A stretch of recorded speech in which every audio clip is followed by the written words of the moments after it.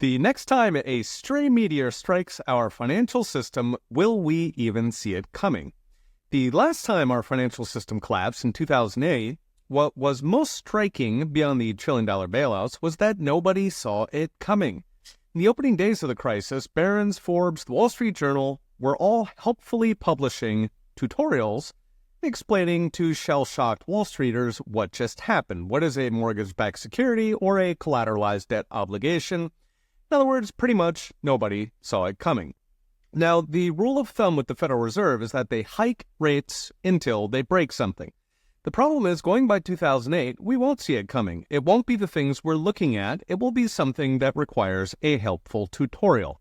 So with that, Bloomberg just published a disturbing piece about the rise of so-called shadow banks. These are non-bank financial institutions that act quite a lot like a bank.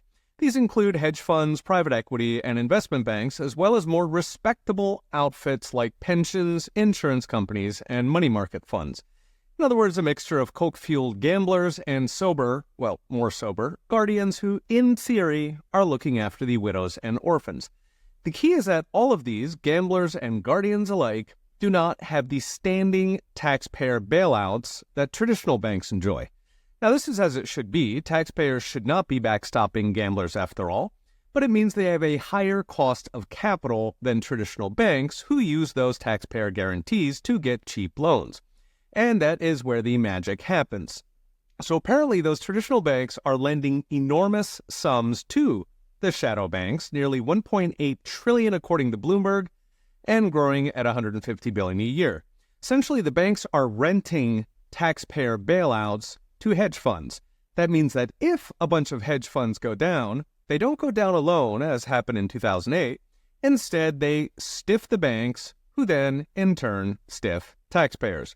When the dust clears, the banks have effectively sold taxpayer guarantees to the highest bidder. Now, an iron rule of finance is that more risk pays more reward, meaning the highest bidder, 9 times out of 10, will be the very riskiest gamblers on Wall Street. So the kind of guy who bets his wife in a poker game now has a big fat siphon directly into the taxpayer bailout kitty to the tune of $1.8 trillion so far. So what's next? Brought to you by Unchained.com. Unfortunately, one of the key functions of a modern central bank is that so-called lender of last resort function, meaning they cover bankers' failed bets. Now, since 2008, Wall Street has plowed billions into lobbying Washington.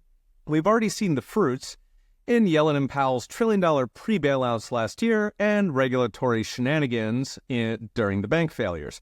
Now, they are selling all of that on to hedge funds.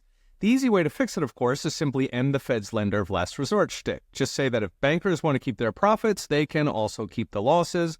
Do it with enough lead time, the bank system would trim back, hive off the riskiest bets, perhaps even return to the pre-Fed days when the stereotypical banker was a kindly, if thoroughly boring, elderly man in a conservative suit before they got replaced by coke-fueled masters of the universe flipping call girls on the taxpayer dime. A new episode of the podcast just dropped. Check it out at petersainonge.com. Okay, we'll be watching. See you next time.